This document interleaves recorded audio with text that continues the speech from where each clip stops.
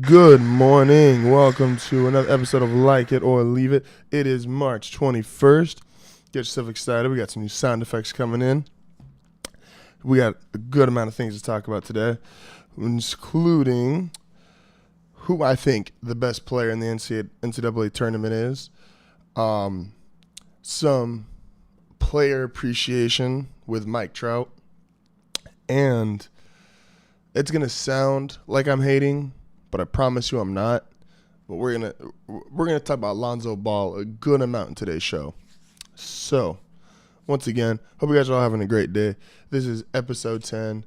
Thank you to anyone who has subscribed, liked the videos, listened on SoundCloud, shared the videos on Facebook. Appreciate all of it. I really do. It's a process. I get that. I'm not looking for instantaneous success, but I'm really enjoying what I'm doing right now. And so, yeah. So let's get ready then. What we got here? Shut up. Let's see. I got this new little sound effects thing, so we're going to be playing around with that. So if you hear some random sound effects, trying to add to the overall aspect of the show. So let's do it. First thing I want to talk about, and I know I say it a lot, but it's only because I believe it more than anything else, which is patience and slow down before we crown someone a champion. That also goes for players. Slow down before you crown them the greatest thing you've ever seen.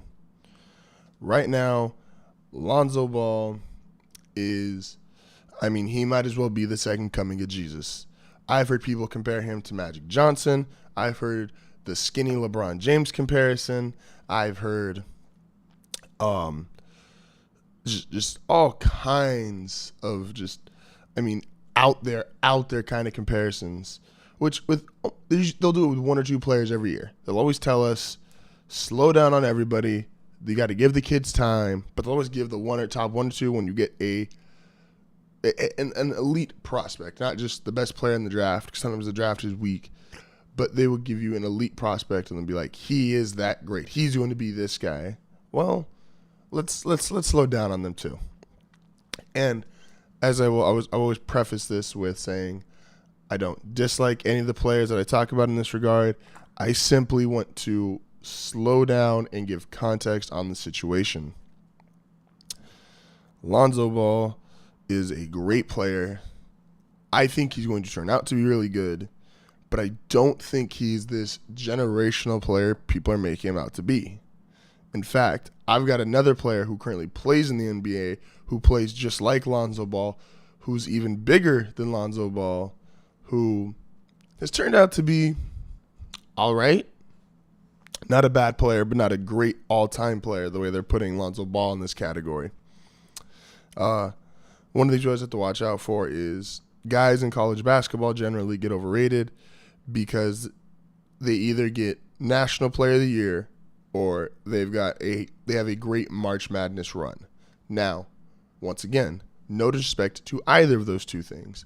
Those are two very impressive feats. When you win National Player of the Year, that means you were probably pretty good that season. You have a great March Madness run. It means you were hot and you were playing well during that stretch. But let's not forget, Jimmy Fredette had one of the great March Madness runs, and he's currently playing in China, putting up like 40-some points a game in China. But he's playing in China. Owners, especially with the March Madness runs, get really obsessed because a lot of owners don't watch every single game. They're not as in depth on player personnel as they should be. That's why they've got general managers. That's why they've got scouting departments.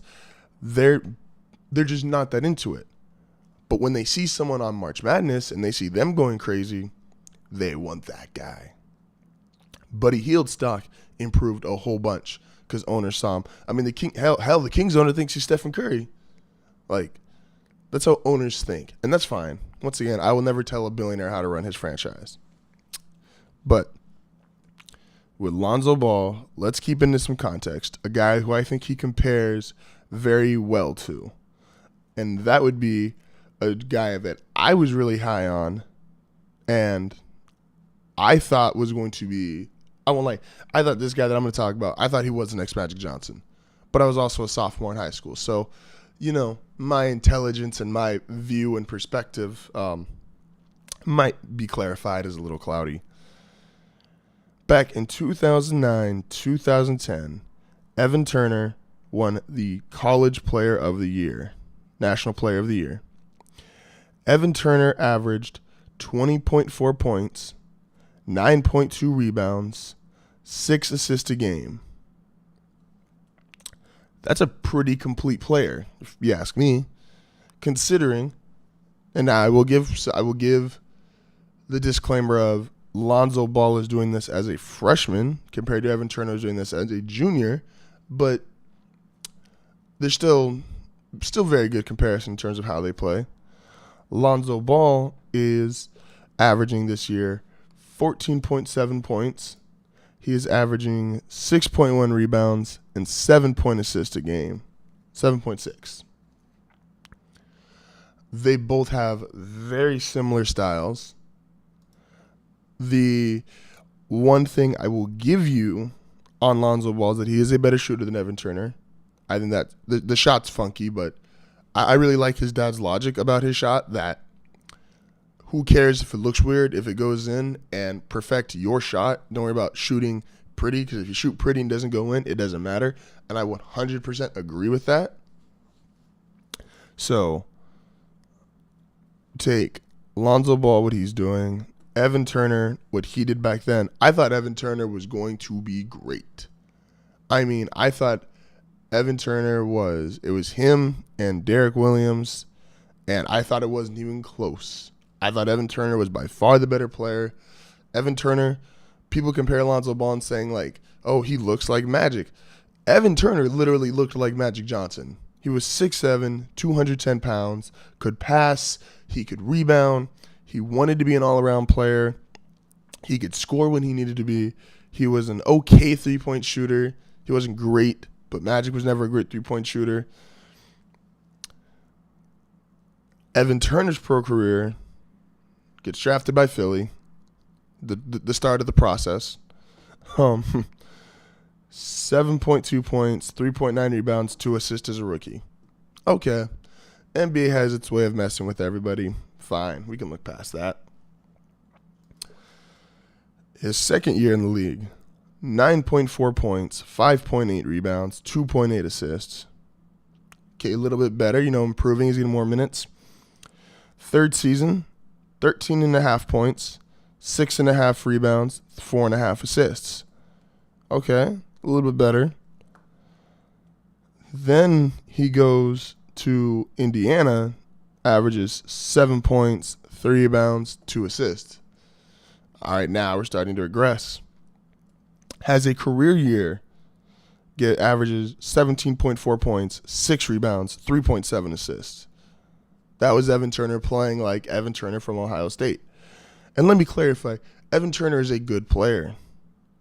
But considering as good as he was in college, which I think was every bit as good as Lonzo Ball, if not even better, for his 7-year career, he's averaging 10.6 points, 5 rebounds, 3.7 assists. Still making $16.3 million, which shows you the NBA, everyone's inflated in their salary. But, that's a different topic. I'm just saying, calm down and slow down on Lonzo Ball, because he has a really good comparison in Evan Turner, and Evan Turner was bigger. I don't really know about faster. They're probably about the same speed. Both had great vision. Both could shoot, although I'll give the shooting edge to Lonzo Ball. But the being bigger one is the one that matters to me, because being bigger does matter, as we just saw in these last NBA Finals. When LeBron James is that much bigger than Stephen Curry, that makes a difference, and a huge difference at that. They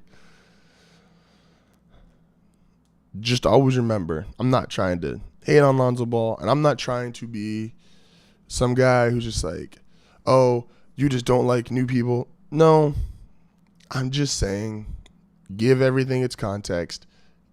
Slow down. There's a reason why we have one Magic Johnson, one Michael Jordan, one Larry Bird, one LeBron James. Not everybody turns out like that. In scores update, we have the Warriors over the Thunder last night, 111-95. Teams got in a little bit of a scuffle, although NBA fights never seem to materialize that much. I mean, they're better than baseball fights. The Rockets beat the Nuggets 125-124. The Celtics topped the Wizards 110-102. That, by the way, I'd love to see that in the playoffs. That'd be a great series. Those are two extremely dynamic point guards. I have a very high opinion on John Wall. I think he's come a long way. Charlotte over Atlanta 105-90. Orlando over Philly 112-109. Then the Pacers over the Jazz 107-100. Paul George been playing much better since the trade deadline.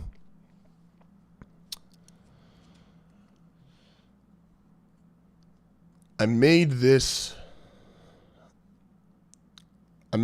reference when I was talking about Lonzo Ball and Evan Turner. That size does matter. When you are LeBron James at 6'8", 250, 240, whatever, however big he is, that is a huge difference to when you are Steph Curry and you are 6'3", barely 200 pounds. You can just kind of bully guys. And that's fine. Like you get to do that. Shaq's one of the greatest players ever, and he just bullied guys because he was 7'1", 7'2", and he was over 300 pounds at all times. And I mean, if he put a shoulder into your chest, you were going down. Didn't matter how good of a defender you were, how great team defense you played. Shaq's shoulder or Shaq's elbow going into your chest still felt like 7 feet, 300 plus pounds going into your chest. When LeBron can back someone down on the Warriors, that's because he's bigger than them. The guy who I'm going to make a case for being the best player in this tournament has that size factor. When Josh Jackson plays, it looks like he's playing with kids. I work with kids. I know what it's like when I'm out there and I'm playing basketball with them, and I never go all out. Well, sometimes I do. Depends if they make me mad. I never go fully all out just because I can sit there and anyone can block a kindergartner shot. That don't make you special. But when you are in the NBA or you are in college basketball and I see that and you just look like you are playing with children, that says something. That shows me something. And Josh Jackson, I was watching him the other day. He looks like he was playing with kids. He just looked bigger than them. He looked stronger than them. But there was no one on Michigan State. Michigan State's big guys. I mean, they're big guys. Looked like kids. And he's a wing player. He's not even a big man. But he's 16.6 points a game, 7.1 rebounds, 2.9 assists. He, to me, looks like what Carmelo Anthony looked like at Syracuse. The guy who was bigger than everybody and at the same time could play on the wing, could shoot, could score. And the 7.1 rebounds is proof to how big he is. He can go in there. He can get rebounds. He can play okay defense. I think he's a lot more. Lonzo Ball gets all the credit for being unselfish. But for Josh Jackson to be averaging 3 assists, I think he's willing. He at least bought into the system, which I think Kansas' system allows for more passing. There is. I don't even have stats to necessarily bring this up unless you simply want to compare how big the guys are, which is Josh Jackson, 6'8", 210 pounds, Lonzo Ball, 6'6", 190. If they meet in the tournament, Josh Jackson can outright bully Lonzo Ball. And I get everyone to say, oh, but Lonzo makes everyone better. He doesn't need the ball in his hands. He's advancing the ball. He does all that stuff, and that's fine. And that's great. And like I said, I'm not trying to make this the, how would they say, the shit on Lonzo Ball show. It's not what I'm here to do. Like, I like him. I think he's going to be a great player. He is, it's simply being bigger matters. Steph Curry, going into last year's finals, everyone said was better than LeBron. He can shoot better than LeBron. He can pass better than LeBron. He was the hype around him was he took the best player in the league from LeBron James, which I think he did for about a 3-month stretch, and that's fine. But when it came time to play one-on-one, LeBron just bullied the hell out of him. Just bullied the hell out of him. For all you people that think, oh, well, you can outskill, you can outshoot, like, you're kind of right. And I love what Steph Curry did for kids playing basketball. I love what Lonzo Ball is going to do for kids playing basketball, where I don't have to be the 6'8", 6'9" guy. I can play as a little guy, although Lonzo Ball's not that little. But if you think in the one-on-one matchups and when your teams play that being bigger doesn't matter, all I got to say to you guys is you can fart on that.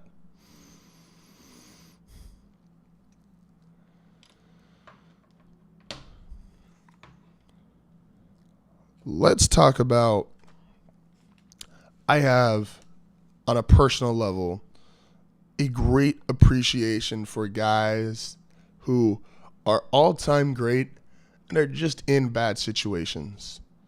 Yeah, sometimes their numbers get inflated. Yeah, sometimes they're actually not that good. There's always been this argument of like, well, winning is better than just putting up numbers. And you are kind of correct. I think there's something 100% to be said about winning, which is why, I have Michael Jordan in rarefied air because of the way in which he won. And I think there's absolute validity to that statement. I think there's a bunch of facts behind that statement. But I also don't sit there and say Charles Barkley's just not that good because he didn't win a championship. I don't ever say Dan Marino's really not that great because he didn't win a championship. Dan Marino and Warren Moon didn't win a single Super Bowl, and they are two of the 3 best players to ever throw a football. I mean, if you just simply look at how well they throw a football, Warren Moon and Dan Marino are 2 of the top 3. I think it's those 2 and John Elway. Tom Brady's the better player because he's got 5 Super Bowls. That's fine. Tom Brady can't throw a football like Dan Marino, Warren Moon, or John Elway. I don't care. In baseball especially, you could be the greatest, you could make a case, you could be the greatest player ever, and you will not win. And there's so much more proof in baseball that winning is unrelated to how great you are and more based on circumstance and the team you play for than any of the major sports.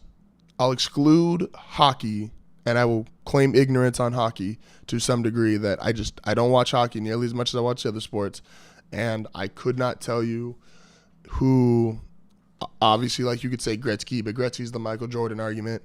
I could not tell you if just being individually great can get you all the way there. Like in basketball, yes, one great player can dominate the sport, and you can dominate a game-by-game basis or a series basis. You cannot do that in baseball, because in baseball, they can just sit there and walk you if they need. If you're a great pitcher, they just kind of wait you out and wait until the 7th or 8th inning, and then once you're out of the game, you no longer have an impact, and the other team can come back. If you're a great pitcher, you've got to rely on your offense to score you runs. The whole wins versus ERA and sabermetric argument, which I'm going to get into the closer we get to baseball season, which super excited for baseball season this year, by the way. Let me throw out some guys that winning helps, but it's not everything. Roy Halladay was the best pitcher of the 2000s post Roger Clemens. Never won a title. Barry Bonds, the best hitter, best player post Willie Mays and Hank Aaron. Never won a title. Roger Clemens, the best pitcher post Cy Young, if we had to go back that far, won one title with the Yankees. These are all-time great players. These are Randy Johnson is the most dominant left-handed starter we've ever seen. He's got one title. The top guys currently in baseball, MLB, if you know MLB Network, they always do a show every year, and it's the top 100 right now. Well, let's look at the top 10.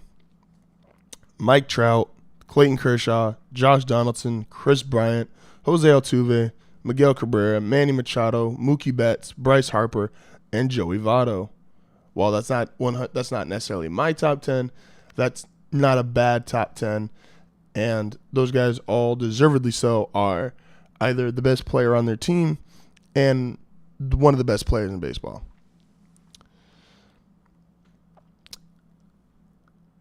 They have a total of 2 championships between them. Cabrera got one back with the Marlins, and Chris Bryant just got one this last year.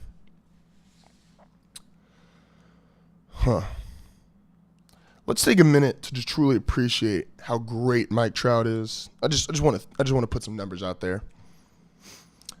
Mike Trout, excluding his rookie year of 2011, or not his rookie year, but his first experience in the show, if you want to call it that, which is the only time guys should get him out, by the way. Mike Trout was, in his first full season, batted .326, 30 home runs, 83 RBIs, 49 stolen bases. That's really good. Next year, .323, 27 home runs, 97 RBIs, 33 stolen bases. That's really good. 280 next year, 287, 36 home runs, 111 RBIs, 16 stolen bases. Pretty good.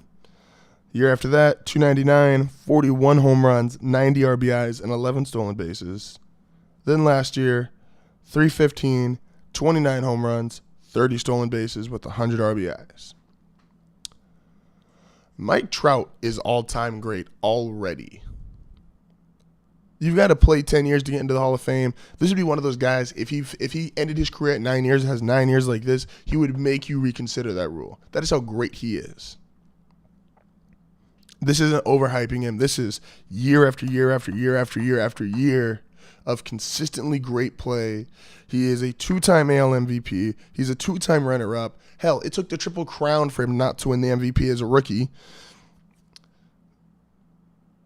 He's got one playoff appearance. The Angels' record in all of those years are 89-73, 78-84, 98-64, 85-77, 74-88.